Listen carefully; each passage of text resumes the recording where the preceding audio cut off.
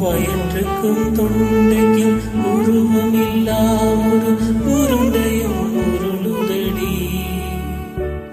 காத்திருந்தால் எதிர்பார்த்திருந்தால் ஒரு நிமிஷமும் வருஷமெடி.